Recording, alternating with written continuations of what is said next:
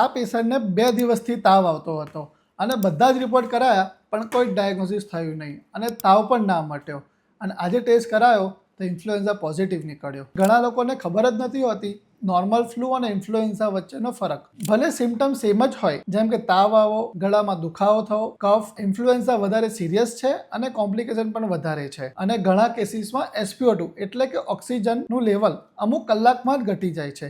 Influenza ઘરે પણ treat થઈ શકે છે, પણ જો કોઈને પણ ઇન્ફ્લુએન્ઝાના સિમ્ટમ્સ આવે તો કોવિડની જેમ જ કાળજી રાખવી જોઈએ. મોઢા ઉપર માસ્ક પહેરવું, દર્દીથી દૂરી બનાવી રાખવી અને ખાસ કરીને વડીલ અથવા નાના બાળકોથી દર્દીને દૂર રાખવા જોઈએ.